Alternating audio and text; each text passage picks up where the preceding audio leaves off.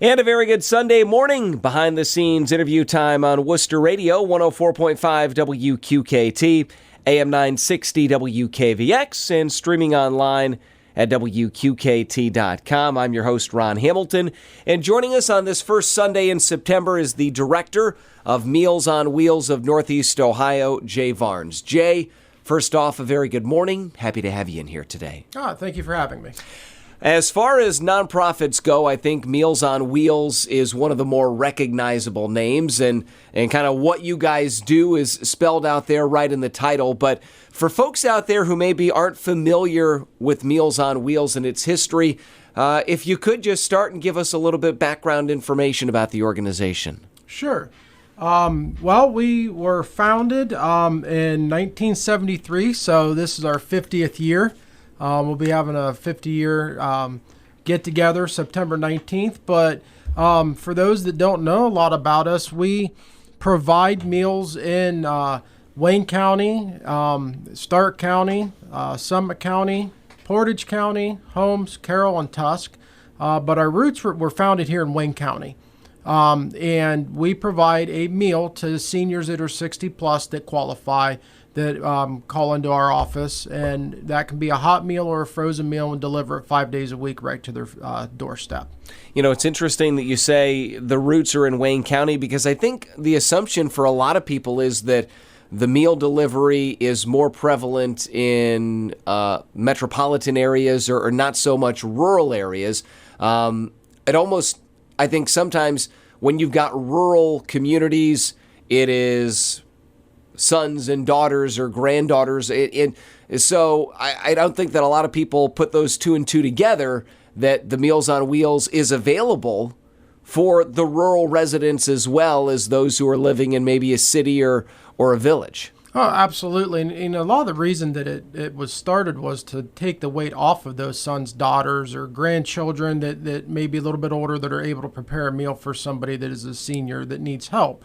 And you know, one of the big things that we do is when we do deliver that meal, it's a safety check for that client. And sometimes we're the only smiling face they see for the day or for a while, until if a loved one gets off work, or in the instance around here, maybe gets out of the field from planting crop or picking crop or whatever.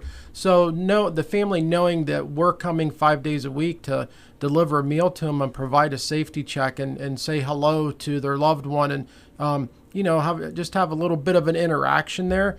I always say we provide more than a meal. We provide that smiling face, and we get to know our clients, and our clients get to know us, and our volunteers that volunteer for us that also deliver. Well, I'm glad you mentioned that, because I think especially during the pandemic, people, regardless of age, got to realize firsthand how important that interaction is. Not just the safety check, but as you mentioned, just a smiling face, because for some people, again, it might be the only person that they see today, or maybe for 3 or 4 days. So having that interaction is a huge thing and a huge pick-me-up. It is. And, during the pandemic, the governor, as we all know, a lot of things were shut down. Meals on Wheels was mandated to stay open because of the importance of getting a nutritious meal to the seniors.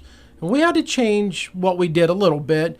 We had to, do the six foot away and whatever, but we were still able to deliver a meal every day to our clients, and we were still able to provide that safety check, and are proud to say that we did that, and every client was happy to see us, because again, they weren't able to go to a grocery store, they weren't able to get out and go to a festival or any, with all that stuff being closed. So you mentioned certain changes had to be made during the pandemic. I'm sure a lot of things have reverted back to pre-pandemic, but were there any things that you had to make changes for the pandemic and then realized, okay, this is actually a better way to do things? Are there things that have kind of stuck after the pandemic? Yeah, we actually started what we call our Meals on Wheels food truck. And when we think of a food truck, we think of a truck parked on the road that has like a deep fryer, or you can get a taco or whatnot. Ours is a little bit different, but it was designed for the seniors. in the community. And what it is it's basically a truck that we go park in a location, and one of our locations is at the Worcester Community Center. And then we're at the Hope Center in Worcester also. Basically, we park there. We have 5 frozen meals. We also offer frozen full meals and a half gallon of milk. And our clients, if they are able to get out and drive, they could come and see us, or a loved one could get those meals. And when they receive those meals, we ask for a small donation. That was it. And that program has really grown. A year and a half ago, when that whole thing, we did 4 events and had 50 clients. Last month, we did 14 events and served over 2,759 meals. So that's how much it's grown. Joining us once again this morning from Meals on Wheels of Northeast Ohio, Jay Varnes. Jay, if you would talk a little bit about your involvement in your time with Meals on Wheels, some of your duties as director, and how long have you been with Meals on Wheels? I'm going on 10 years. I actually started there as the kitchen manager, worked my way up to operations manager, and then 4 years ago, we were actually in this area known as Meals on Wheels of Stark and Wayne County. We recognized the growth that we were having and merged with a company in Akron called Vantage Aging that also had a meal program. And that's how we rebranded to Meals on Wheels of Northeast Ohio. At that point in time, I was promoted to director of Meals on Wheels. So I have done a little bit of everything, and being in a non-for-profit, we wear many hats. There's days if you come up to the building in Massillon, Ohio, you may see me under a truck working on a truck. You may see me in the kitchen, putting a cart together, in meetings, coordinating, new routes, looking at ways to expand our business and continue growing, because we do know that there are seniors out there that still are not taking advantage of our program that need our assistance. What do you say to those seniors who aren't taking advantage? Do you feel like it's a pride thing where I don't want to make that call? And how do you get to those seniors to say, hey, this is available, please take advantage? I don't know if it's so much of a pride thing, of more of it's an independence thing, right? As we all age, we all start losing some sort of independence in our life cycle, and I think it's very hard to give up the fact that I can't prepare a meal like I used to, or now I'm only eating 1 meal a day instead of 2 or 3 meals a day, right? I just want them to think about the fact of it's a break. And even the family members out there that are feeling a little bit stressed because maybe they're going over and providing a meal. We don't have to do 5 days a week for that family or that client. We can do 3 days a week. We can do 2 days a week. However the plan fits best for you to give you or your family member a little bit of a break from having to prepare a meal, that's what it's about, right? Making sure there's something in the refrigerator, in the freezer, nutritious, ready to go for that client to help keep nutrition up. Talk again. You mentioned at the beginning of the interview, as far as the clients go, those who are eligible for meals, what are the qualifiers? 60 years of age or older. And then there is some income guidelines. And basically, they can call into our office. It's 330-832-7220. And they can talk to our receptionist, which is Rosemary, who is very lovely. And she will get them to our customer care team, and then they will do an assessment. And through that assessment, then we'll figure out what qualifiers they may have. And again, income's a driver, age is a driver. Whether they have possibly insurance, don't have insurance, they could do. We have some clients that do private pay. We have about 15 different funders options that are available to try to get somebody on our program. Jay, as you mentioned, as a nonprofit, you wear a lot of different hats. You do what needs to be done.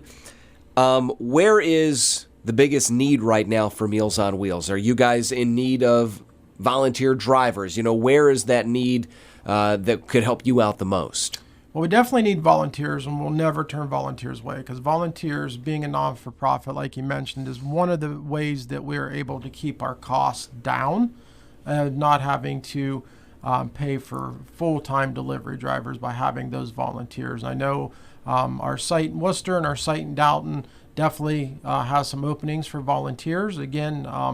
And then, just the operations of the full kitchen, trying to keep our budget in balance. And, we've had a lot of great donors in Wayne County that's come forward through the years. We've had Laura B. Frick Trust Fund and, Brett and Audrey Keller and Worcester Community Foundation. They've donated in the past, and, those donations and those volunteers, those are what keeps us going from year to year and helps with the operation of Meals on Wheels. I would assume, and I don't want to speak out of turn, but some people listening to us this morning might think, well, I can't deliver meals 5 days a week or 7 days a week, but maybe somebody can do it 1 day a week, or they can only do it in the afternoons. I'm sure there are slots available, and you guys work to fit whatever somebody is able to do. Correct. So basically, it's about an hour to an hour and a half, a route. And we have some individuals that do it once a week. We have some individuals that do it once a month. We have some individuals that do it more than once a week. It's all in what your availability is. We don't want to take advantage of you. We want to use you as you feel fit for us. And like I say, it's, some routes are shorter than others. Worcester, I can tell you're probably out on the road delivering, going door to door for probably an hour to an hour and a half at the max. And it's most of it's all within the city limits. There's a few routes that go out towards the Apple Creek area and get out into the country a little bit. And those are my favorite. You kind of get out, especially around fall time, and get to see the leaves changing in the scenery. So. Jay, one other thing I wanted to mention, you alluded to it at the beginning of the interview, Meals on Wheels celebrating its 50th anniversary and an event coming up in September, a little get-together. Talk about that. Yeah, so we're celebrating our 50th anniversary. We're having September 19th, a little get-together at the Maslin office, and we're also selling raffle tickets. If you go to vantageaging.org, that's our website, you can find our raffle tickets on there. We're going to have a bunch of baskets, and basically starting every Thursday in September, we're going to do a Facebook Live, and we're going to draw and give away a basket.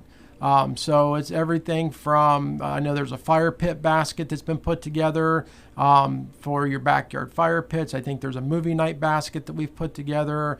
Our family night basket's got games and different things in it. So we've had a lot of cool donations, and it's still not too late to donate if you want to donate something to that. I know last year we had a late donor that come on, and we did a surprise extra drawing at the end. We put another Thursday on, and we were able to raffle off a grill and a meat basket that was provided from Hartville Meats and Seafoods over out of Hartville. They were very generous, Mark and Christy Alberts, and we were able to provide an extra donation there. Jay, I appreciate you taking the time and joining us here this morning.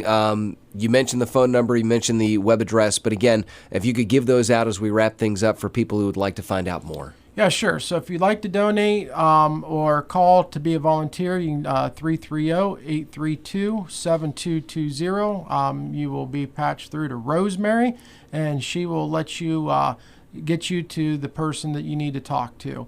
Or you can go to vantageaging.org.